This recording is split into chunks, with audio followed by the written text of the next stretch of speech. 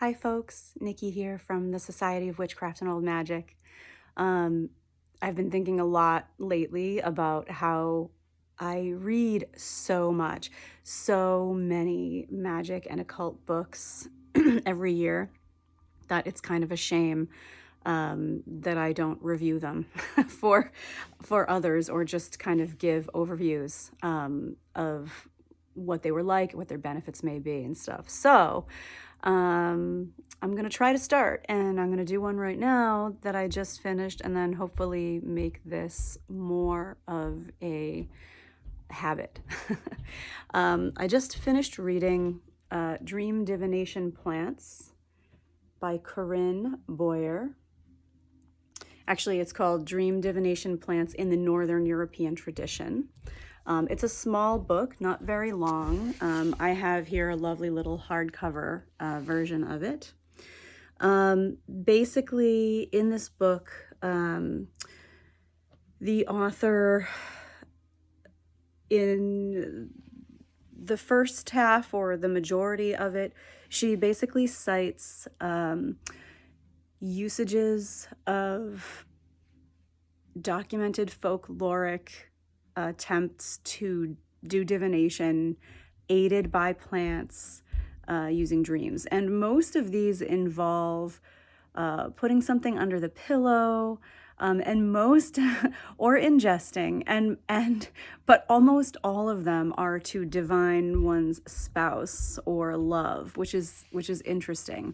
And these bits of lore come from Scotland, Ireland, Wales, England, Germany, and further, and like trailing north and further north into Scandinavia. So that whole sort of upper and western northern European. She points out, which is very interesting, that who you would marry was much more a matter of survival and what the indication of your life overall would be, than it is now. Of course, that would be of utmost concern to people. The way that I look at things like this, we can possibly take advice from what our forebears knew of their relationship to plants and use it for other types of divination, because we have probably other things that are very pressing concerns in addition to love that we may want to divine regarding using our dreams.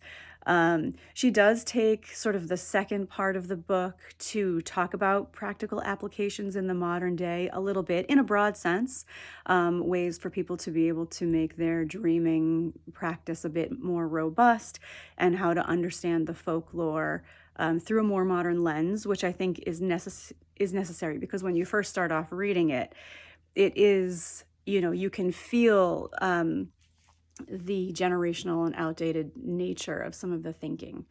That being said, so if you are a dream magic enthusiast like me, then this is definitely a book from which to take inspiration. And she does have a few good recipe ideas in the back for ways to use a few plants for dream salves and things like that. And they seem to be ones that are reasonable for you to actually craft on your own. So I may actually try a few of those, but overall, I think it's going to be a very, very specific book that may not be in the main wheelhouse of inspiration for a lot of people. But if you are really into dreams and love collecting every decent book on dreaming lore that you can, then it is fabulous. I am that person. So I did rather enjoy it, even though it is incredibly specific and unique. I did find it interesting that in all of the incidences she cited for people doing dream divination with plants, that the plants did not fall into any one identifiable category in terms of what we might think of in Western magic. So the correspondences, as set forth in more modern times by folks like Cunningham and Culpeper for plants.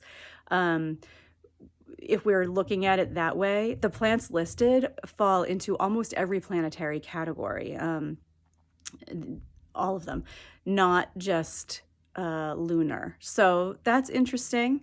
And definitely makes you remember that it's important to think outside of the box in terms of those kinds of things, and think about the specific intelligences of these plant spirits and your relationship to them, not just how they've been classed by some modern magicians. So anyway, interesting book, Dream Divination Plants in the Northern European Tradition.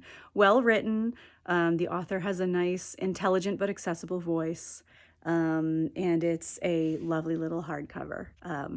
Overall, I definitely recommend it.